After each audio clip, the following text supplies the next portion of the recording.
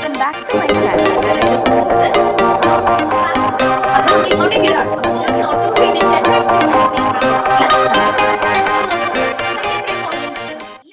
SSLC Physics in the third lesson Reactivity Series and Electrochemistry in the chapter last part lekana nammal idu kadakkanayittu pogunnathu. This chapter is the part. This chapter complete class. So today in this class we are going to discuss about electroplate. What is electroplating? The process of obtaining a coating of one metal over another metal using electrolysis is known as electroplating. Electroplating എന്ന് വെച്ചാൽ എന്താണ്? ഒരു മെറ്റലിന്റെ മുകളിൽ മറ്റൊരു മെറ്റലിനെ coat ചെയ്യുക. Electrolysis എന്ന process use ചെയ്ത് coat ചെയ്യുക. അതിനെയാണ് നമ്മൾ ഇലക്ട്രോപ്ലേറ്റിംഗ് എന്ന് പറയുന്നത്. What is the use of this electroplating? ഈ ഇലക്ട്രോപ്ലേറ്റിംഗ് കൊണ്ടുള്ള ഉപകാരം എന്താണ്? This thin coating helps in the improvement of the appearance of metal and also prevent metallic corrosion. ഈ തിൻ കോട്ടിംഗ് ഗുണം നമുക്ക് നമ്മുടെ മെറ്റലിന്റെ അപ്പിയറൻസ് ഒരു ഗ്ലോസി ഫീൽ ലഭിക്കുന്നതാണ്. അപ്പോൾ മെറ്റലിനെ കാണാനായിട്ടുള്ള ഭംഗി വർദ്ധിക്കുന്നതായിരിക്കും. അതുപോലെ തന്നെ മെറ്റാലിക് കൊറോഷൻ നടക്കാതെ ഇത് പ്രിവെന്റ് ചെയ്യും. ഇതാണ് ഇലക്ട്രോപ്ലേറ്റിംഗിന്റെ ഡെഫിനിഷനും യൂസും. ഇനി എങ്ങനെയാണ് ഈ ഇലക്ട്രോപ്ലേറ്റിംഗ് നടത്തുന്നതെന്ന് നമുക്കൊന്ന് നോക്കാം. ഓക്കെ, അപ്പൊ നമ്മള് എങ്ങനെയാണ് ഇലക്ട്രോപ്ലേറ്റിംഗ് നടത്തുന്നതെന്നാണ് ഇനി നോക്കാനായിട്ട് പോകുന്നത്. ഇവിടെ നമ്മൾ ഒരു ബീക്കർ എടുത്തിട്ടുണ്ട്. ആ ബീക്കറിൽ CuSO4 solution, copper sulphate solution ആണ് എടുത്തിരിക്കുന്നത്. നോക്കിക്കേ, പോസിറ്റീവ് ടെർമിനലില് എന്തിന്റെ ഇലക്ട്രോൺ ആണ് എടുത്തിരിക്കുന്നത്? Copper road. അതുപോലെ നെഗറ്റീവ് ടെർമിനലില് ഒരു ബാങ്കിളാണ്, അയൺ ബാങ്കിളാണ് എടുത്തിരിക്കുന്നത്. നമുക്ക് ചെയ്യേണ്ട ഇലക്ട്രോപ്ലേറ്റിംഗ് എന്ന പ്രോസസ് എന്താണ്? ഇലക്ട്രോപ്ലേറ്റിംഗ് എന്ന് വെച്ചാൽ എന്താണ്? Obtaining A coating of one metal over another metal. ഒരു മെറ്റലിൽ ഉണ്ടാവുന്ന കോട്ടിംഗ്. ഇപ്പൊ നമ്മളിവിടെ കോപ്പർ എടുത്തിരിക്കുകയാണ്. ഈ കോപ്പർ റോഡിലുള്ള കോപ്പർ അയോൺസിനെ നമ്മൾ ഈ Fe ബാങ്കിളിലേക്ക് കോട്ട് ചെയ്യണം. അതായത് ഈ അയൺ ബാങ്കിളില് കോപ്പറിന്റെ നിറം നൽകണം, കോപ്പർ പതിപ്പിക്കണം. നമ്മളിപ്പം ഗോൾഡ് കോട്ടിംഗ് ചെയ്ത ഓർണമെന്റ്സ് ഒക്കെ വാങ്ങത്തില്ലേ, അങ്ങനെ ഈ അയൺ ബാങ്കിളിൽ നമ്മള് കോപ്പർ കോട്ട് ചെയ്യണം. ഈ അയൺ ബാങ്കിളില് ഒരു കോട്ട്, അയൺ ബാങ്കിന്റെ മേളിൽ ഒരു കോട്ടായിട്ട് നമുക്ക് കോപ്പറിനെ നൽകണം. അപ്പൊ ഇനി ഇപ്പൊ നോക്കിക്കേ, ഒന്നുകൂടെ പറയാം. Positive terminal means anode. ആനോഡില് റിയാക്ടിവിറ്റി കുറഞ്ഞ മെറ്റൽ, റിയാക്ടിവിറ്റി കുറഞ്ഞ മെറ്റൽ ആയിരിക്കും റിയാക്ടിവിറ്റി കൂടിയ മെറ്റലിലേക്ക് നമ്മൾ കൊണ്ട് കോട്ട് ചെയ്യുക. അപ്പൊ ഇവിടെ റിയാക്ടിവിറ്റി കുറഞ്ഞത് ഏതാണ്? കോപ്പർ ആണ്. അപ്പൊ അത് പോസിറ്റീവ് ടെർമിനലില് കണക്ട് ചെയ്തിരിക്കുന്നു. നെഗറ്റീവ് ടെർമിനൽ അതായത് കാഥോഡില് നമ്മൾ എന്തിനു മേളിലാണോ കോട്ട് ചെയ്യേണ്ടത് ആ ഒബ്ജക്റ്റിനെ പ്ലേസ് ചെയ്തിരിക്കുകയാണ്. പിന്നെ എങ്ങനെയാണ് ഈ പ്രോസസ്സ് നടക്കുന്നതെന്ന് നമുക്കൊന്ന് നോക്കാം. അതിനു മുമ്പ് കുറച്ച് ക്വസ്റ്റ്യൻസ്, ഒരു 3 ക്വസ്റ്റ്യൻസ് നമ്മുടെ ടെക്സ്റ്റ് ബുക്കിൽ കിടപ്പുണ്ട്. നമുക്ക് അതൊന്ന് കംപ്ലീറ്റ് ചെയ്യാം. Which metal is connected to the negative terminal of the battery? ബാറ്ററിയുടെ നെഗറ്റീവ് ടെർമിനലിൽ ഏത് മെറ്റലാണ് കണക്ട് ചെയ്തിരിക്കുന്നത്? That is the first question. Which metal? Yes, iron. Iron is connected to the negative terminal. That means cathode of the battery. Which metal is connected to the positive terminal of the battery? Copper is connected to the positive terminal of the battery. And the third question, which a solution is taken? A solution ആണ് എടുത്തിരിക്കുന്നത് CuSO4 solution. That means copper sulfate solution. When electricity is passed through the solution, നമ്മൾ സൊല്യൂഷനിലൂടെ ഇലക്ട്രിസിറ്റിയെ pass ചെയ്യുന്ന സമയത്ത് ഈ copper റോഡിലുള്ള Cu2+ ions get attracted to the negative terminal. Negative ടെർമിനലിൽ എന്താണുള്ളത്? Fe ബാങ്കിലാണുള്ളത്. അപ്പൊ എന്താണ് സംഭവിക്കുന്നത്? Cu2+ ions in the copper rod get attracted to the negative terminal of the battery. That means the electrode which is connected to the negative terminal. Negative ടെർമിനലിൽ connect ചെയ്തിരിക്കുന്ന എന്താണ്? ഇലക്ട്രോഡിലേക്ക് ചെന്ന് attract ചെയ്യും. ഇവിടെ എന്താണ് കണക്ട് ചെയ്തിരിക്കുന്നത്? അയൺ ആണല്ലേ.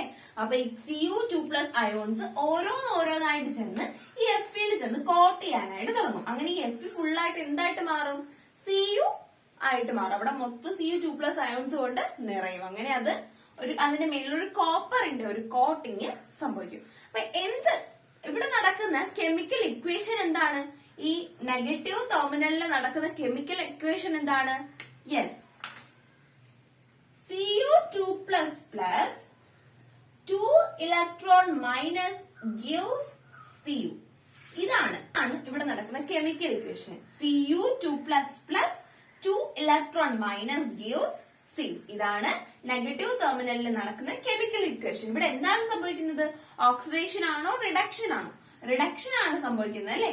ഒരു ഇലക്ട്രോണിനെ അക്സെപ്റ്റ് ചെയ്യാണ്. കോപ്പർ ഇലക്ട്രോൺസിനെ അക്സെപ്റ്റ് ചെയ്യാണ്. അതുകൊണ്ട് ഇവിടെ എന്ത് റിയാക്ഷൻ ആണ് നടക്കുന്നത്? റിഡക്ഷൻ ആണ് നടക്കുന്നത്. ഈ ഇക്വേഷൻ എന്ന് പറയുന്നത് റിഡക്ഷന്റെ ഇക്വേഷൻ ആണ്.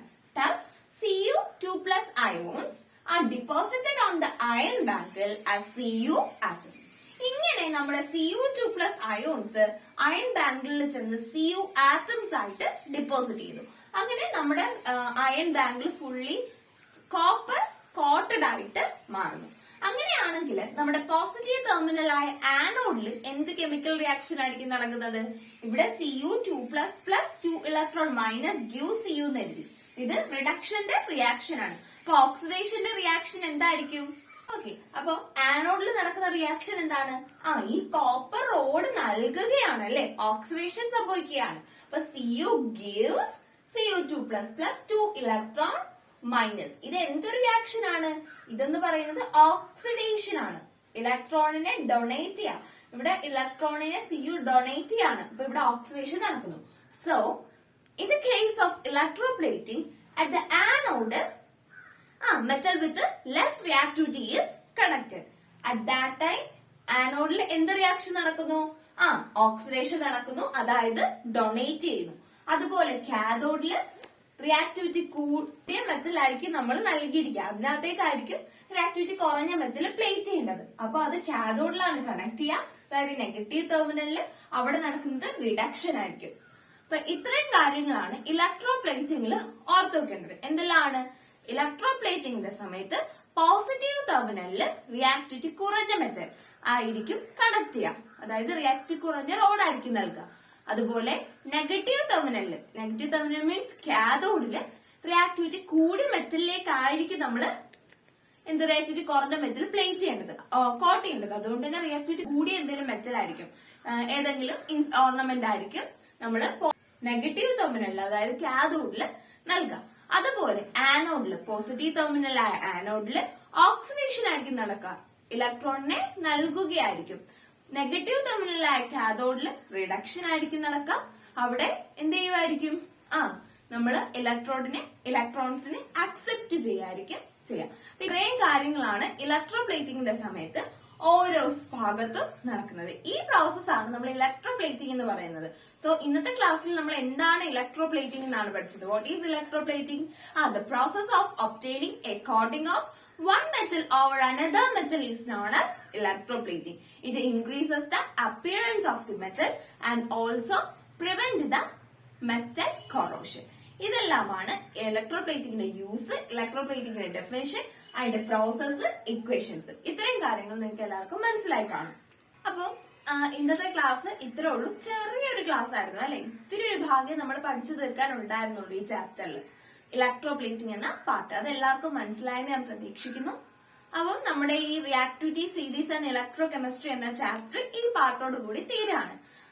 അപ്പൊ നമ്മുടെ ഈ ചാനലിലേക്ക് ആദ്യമായിട്ട് ആരെങ്കിലും വന്നിട്ടുണ്ടെങ്കിൽ welcome to our family. Please make sure to subscribe. അതിന്റെ അടുത്തുള്ള കുഞ്ഞു ബെല്ലൈക്കൺ കൂടി ഒന്ന് എനേബിൾ ചെയ്തേക്കാം. ബെല്ലൈക്കൺ എനേബിൾ ചെയ്യുന്ന സമയത്ത് 3 ഓപ്ഷൻ വരും. അതിൽ ഓൾ എന്ന ഓപ്ഷൻ സെലക്ട് ചെയ്ത് കഴിഞ്ഞാൽ എന്റെ എല്ലാ വീഡിയോസിന്റെയും നോട്ടിഫിക്കേഷൻ നിങ്ങൾക്ക് ലഭിക്കുന്നതായിരിക്കും. അതുപോലെ തന്നെ കെമിസ്ട്രിയുടെ ക്ലാസ്സസിനോടൊപ്പം തന്നെ ഫിസിക്സിന്റെ ക്ലാസ്സസ് വിടുന്നുണ്ട്.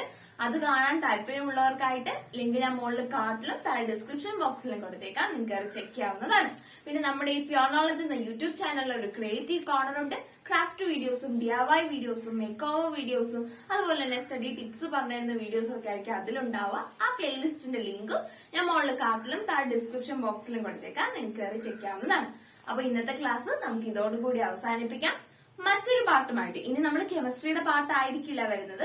അപ്പൊ നമുക്ക് ഇന്നത്തെ ക്ലാസ് അവസാനിപ്പിക്കാം. എന്റെ ക്ലാസ് ഇഷ്ടപ്പെട്ടെങ്കിൽ തീർച്ചയായും ലൈക്ക് ചെയ്യാം, ഫ്രണ്ട്സുമായിട്ടൊക്കെ ഷെയർ ചെയ്യാം. അതുപോലെ തന്നെ നിങ്ങൾക്ക് എന്തെങ്കിലും ഡൗട്ടോ സജഷൻസോ ഉണ്ടെങ്കിൽ താഴെ കമന്റ് ബോക്സിൽ കമന്റ് ചെയ്താൽ മതി. അപ്പൊ മറ്റൊരു പാർട്ടുമായിട്ട് വരും ദിവസങ്ങളിൽ കാണുന്നത് വരെ എല്ലാവർക്കും നന്ദി, നമസ്കാരം.